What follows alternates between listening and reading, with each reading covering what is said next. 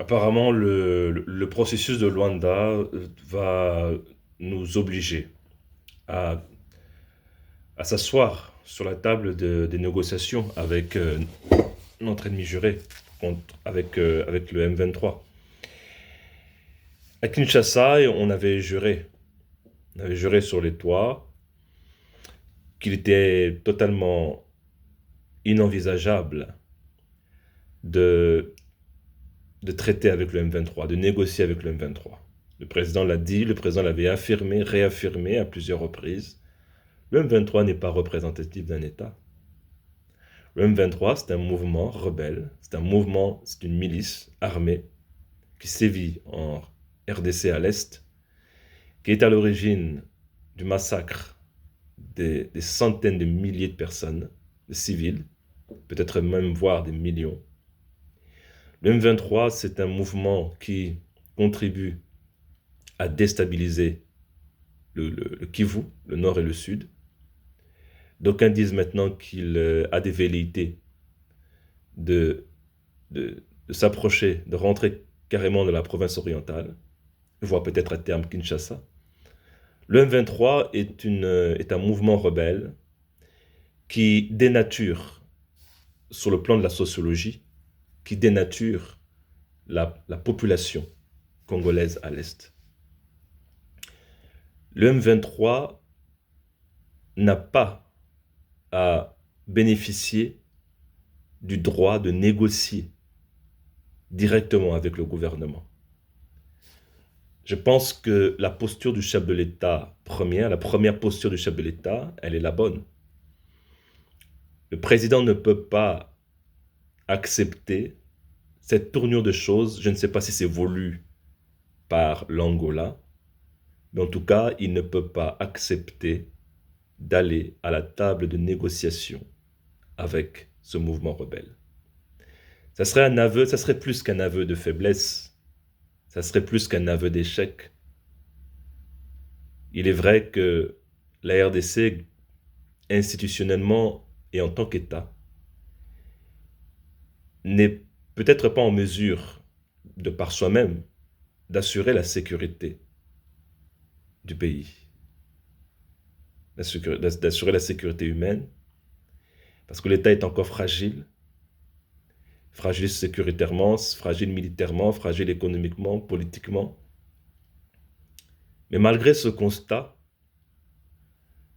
ça serait une humiliation insoutenable pour la population congolaise, de voir que malgré tous ces viols, malgré tous ces massacres, malgré ce génocide qui est orchestré, perpétré sur le peuple congolais de l'Est, malgré ça, on permet quand même au M23 de venir négocier.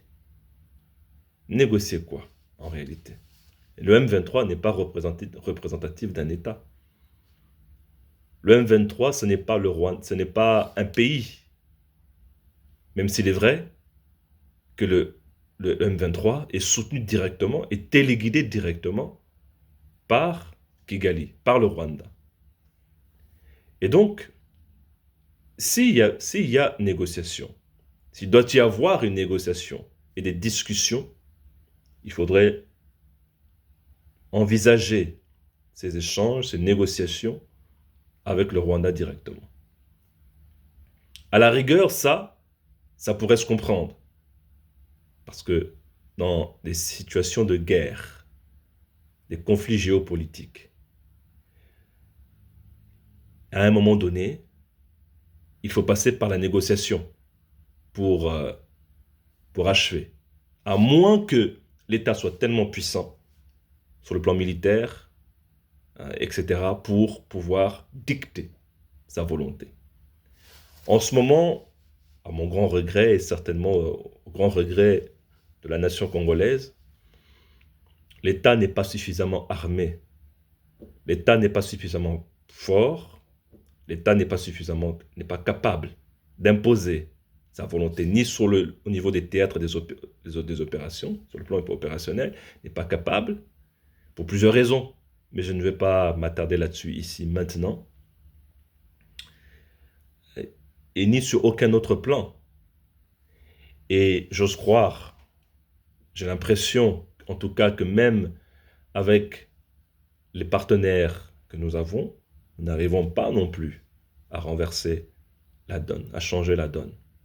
Les partenaires africains, autant qu'ils soient, la SADC, etc., le poids, en fait, leur poids n'a pas suffi, ni pour arrêter la guerre, ni pour trouver un consensus politique qui pourrait effectivement satisfaire les intérêts de la RD Congo.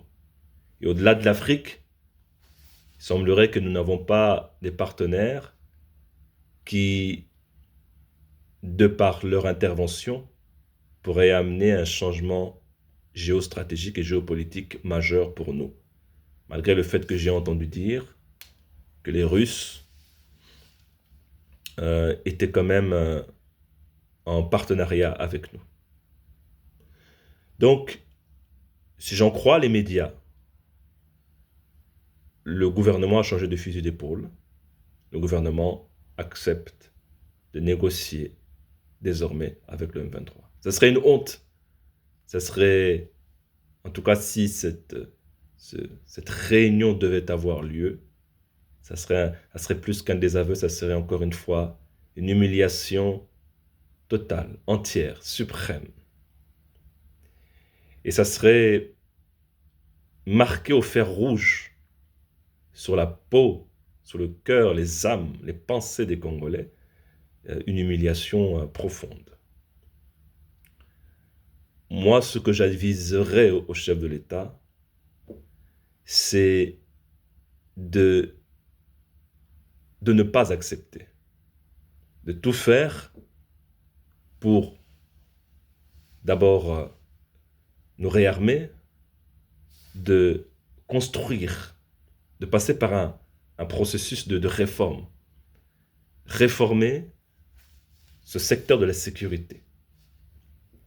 Parce que sans RSS, sans une réforme du secteur de la sécurité, je ne vois pas comment on pourrait assurer cette sécurité au pays, à l'est et au-delà. Parce que le pays, la RDC, c'est un pays qui est stratégique sur le plan géographique.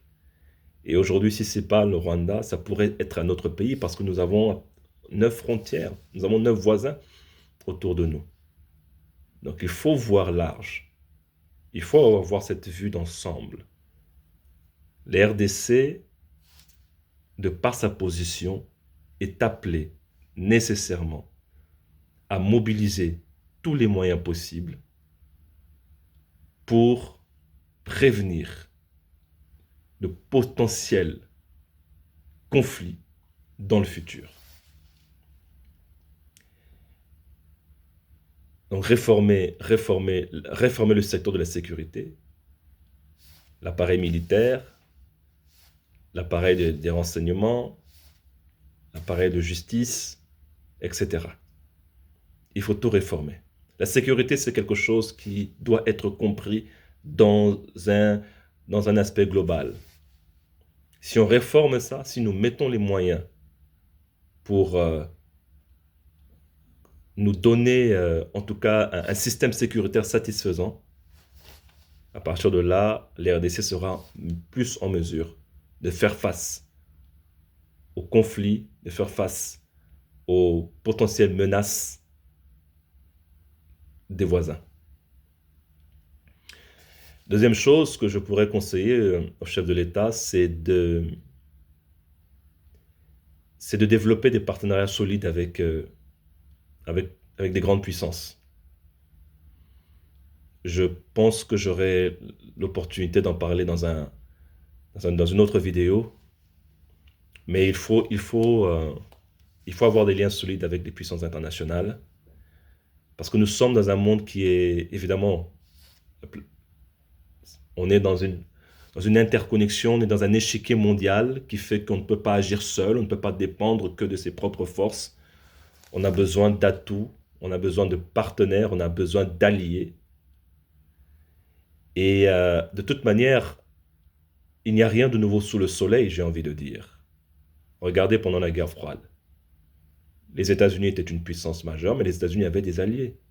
L'Europe occidentale notamment, la France, le Royaume-Uni, la RFA, parce que l'Allemagne était divisée, et d'autres pays encore qui faisaient partie du giron occidental dirigé par les États-Unis, ce qu'on appelait le camp de la liberté, ce que Harry Truman appelait le camp de la liberté.